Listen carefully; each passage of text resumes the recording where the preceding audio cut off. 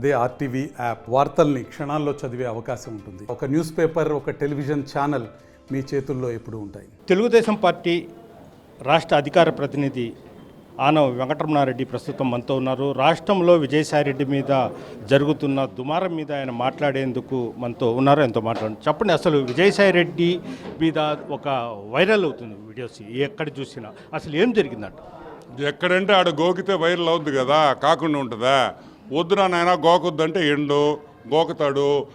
10 దగ్గరలో గోకితే ఎవరో ఒకరు బయటకు వస్తున్నా. ఇప్పుడు ఈ గోకాడు బయటకు వచ్చింది, ఇంకా వైరల్ కాకుండా ఎట్టుంటుంది? మసాలా ఉంది, మిడ్ నైట్ మసాలాలు, ఇవన్నీ ఏం చేస్తాం? ఒకటి ఆయన వాళ్ళ అంటే ప్రశాంతి ఆమె చెప్పడం ఏంటంటే, నాకు 2013లో మ్యారేజ్ అయింది, తర్వాత విడిపోయాము, వేరే వ్యక్తితో మ్యారేజ్ అయింది, అతనికి పుట్టిన ఈ సంతానమే కావాలని దీన్ని రాజకీయం చేస్తున్నారని అంటారు. దాన్ని మీరేమంటారు? ఇప్పుడు ఏ వ్యక్తి పేరు చెప్పిందో ఆ వ్యక్తి నాకు సంబంధం లేదు అంటున్నాడు. మరి ఎవరు ఇది? ఆ విజయసాయిరెడ్డి పేరు ఈయన చెప్తున్నాడు. ఏముంది, సింపుల్గా DNA టెస్ట్ చేస్తే అయిపోయింది కదా, 5 minutes జాబ్.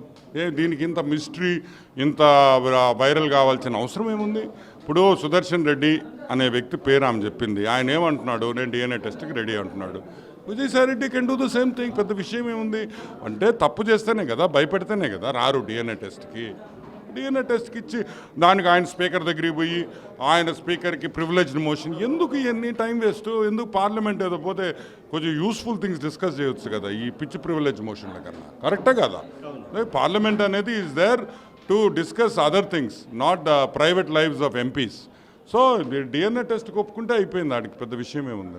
అంటే కేవలం రాజకీయం చేస్తున్నాడు, నాకు అసలు సంబంధం లేదు, వాళ్ళ ముఖాలు కూడా నేను చూడలేదనేది ఆయన చెప్తున్నాడు.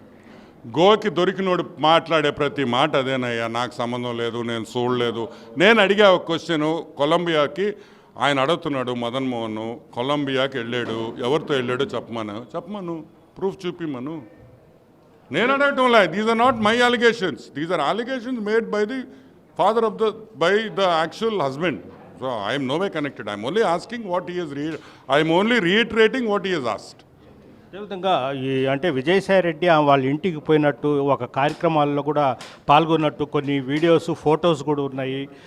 ప్రోటోకాల్ వచ్చినప్పుడు అప్పుడు పోలీస్ కార్లు వచ్చాయి కదా, కొన్ని ఆధారాలు కూడా ఉన్నాయంట. మీ దగ్గర ఏమైనా ఉన్నాయా అంటే మీ పార్టీ తరఫున? నేను ఆ విజయసాయిరెడ్డి ఎవరిని గోకుతున్నాడు అని చెప్పి నేను వెనకపోయి నేను ఆ వీడియోలు తీసి నాకు ఏమవసరం అయ్యా? వాడు పొట్టి సారాయి రెడ్డి క్యారెక్టర్ అందరికీ తెలిసిందే. కుటుంబం జైలుకి పోయి వచ్చిన కుటుంబం అది, మనకు అన్నీ తెలుసు. నెల్లూరు వాళ్ళు ఎవరినైనా పోయి చెప్పండి. ఇప్పుడు ఈ గోకుడు ఇప్పుడు కాదు, చిన్నప్పటి నుంచి మామూలే ఇది.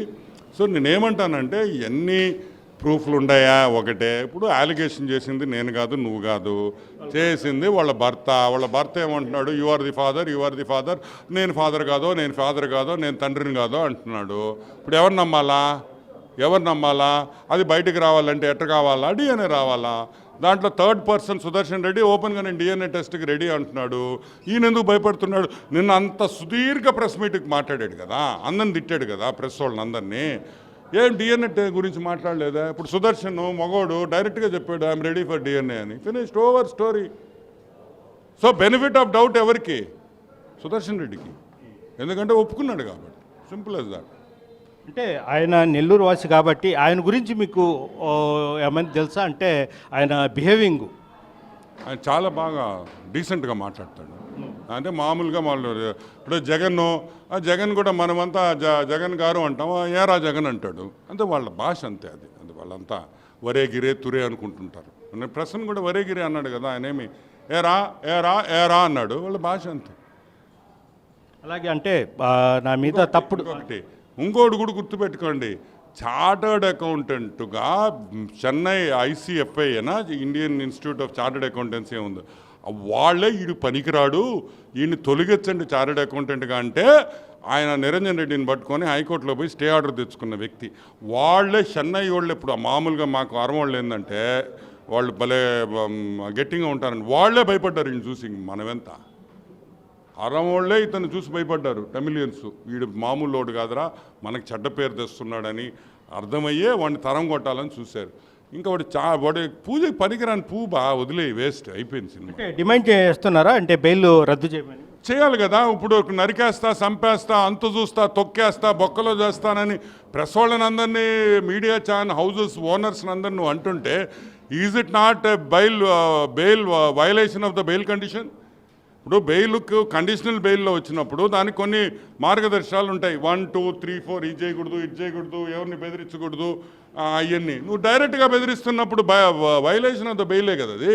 సో 100% క్యాన్సిల్ చేయాలి బెయిల్. అది సిబిఐ చేయాలి, ఎందుకంటే సిబిఐ ఫైల్ చేసిన కేసెస్ కాబట్టి. కొన్ని మీడియా సంస్థలు తప్పుడు ప్రచారం చేస్తాను, నేను కూడా మీడియా పెడుతున్నా అంట. ఏది అంటే అంత ధైర్యం ఉందా? మా భారతక్క కాదని, మా సాక్షి ఛానల్, మా సాక్షి పేపర్ని కాదని మీడియా ఛానల్ పెడతా. దమ్ముంటే పెట్టమని మంచి ఛాలెంజ్ చేస్తా, ఇరగొట్టద్ది. అమ్మో మా సాక్షి కాదని ఈ మీడియా పెట్టుకుంటే ఏమనుకున్నాడా? ఇంకొకటి కూడా చెప్తున్నా, ఇది వైసీపీ కుట్రా అని ఆయనే అంటున్నాడు, నేనల్లా. మా పార్టీ వాళ్ళు కూడా దీంట్లో ఇన్వాల్వ్ అయి ఉన్నారని ప్రెస్ మీట్లో చెప్పాడంటే వైసీపీలో ఈడు బిహేవియర్ నచ్చక ఈడొక యదవని డిసైడ్ అయ్యి వాళ్ళే వీడి మీద కంప్లైంట్ ఇచ్చి ఈ డ్రామా ఇదంతా నడిపిస్తున్నారనేది మా వాదన. చివరిగా అంటే మీరు ఏం డిమాండ్ చేస్తారు? ఒక ఎంపీగా ఈ విధంగా ఆరోపణలు వచ్చింది కాబట్టి మీరు ఏం డిమాండ్ చేస్తారు? కేంద్ర ప్రభుత్వం కానీ ఇటు రాష్ట్ర ప్రభుత్వం? రాజకీయ నాయకులు గోకుడు ఆపియాలి, గోకూడదు అనేది మా ప్రథమ ఇది కరెక్ట్ కాదు. ఎంప్లాయీస్గా చూడండి దయచేసి. మేము చెప్పేది ఒకటే, ఈ ఆరోపణలు అనేది మన రాజకీయానికి మంచి పద్ధతి కాదు. ఒక అఫీషియల్స్ అయినప్పుడు ఈరోజు ఒకటే గుర్తుపెట్టుకోండి, ఈరోజు అలిగేషన్ చేసింది, ఈరోజు ఆరోపణ చేసింది నేను కాదు, ఒక సీనియర్ సెంట్రల్ గవర్నమెంట్ ఎంప్లాయీ ఆయన మదన్ మోహన్ గారు. ఎంత మనోవేదన ఉంటే ఆయన బయటకు వచ్చి ఆ విధంగా మాట్లాడతాడు? అది కూడా మనం ఆలోచించాలి కదా. ఈజ్ ఆల్సో హ్యూమన్ బీయింగ్ కదా, ఆయన కూడా ఒక మనిషే కదా. ఈరోజు ఆయన వచ్చి ఇట్టు మాట్లాడుతున్నాడంటే ఆయన ఎంత బాధలో ఉంటే తప్పితే మాట్లాడతాడు? ఊరికే ఎవరినో ఏళ్ళెట్టి చూపిరు కదా. So let the truth come out. Okay, thank you. ఇది పరిస్థితి. అయితే విజయసాయిరెడ్డి మీద ఉన్న బెయిల్ని రద్దు చేయాలి, అదేవిధంగా దీని మీద సమగ్ర విచారణ జరిపించాలని కూడా రమణారెడ్డి చెప్తున్నారు. వీడియో తెలిపితే ఆర్టీవీ నెల్లూరు నుంచి. మరిన్ని వీడియోస్ కోసం ఛానల్ సబ్స్క్రైబ్ చేయండి, లేటెస్ట్ అప్డేట్స్ కోసం వాట్సాప్ ఛానల్ ఫాలో చేయండి, అండ్ లింక్ డిస్క్రిప్షన్లో ఉంది.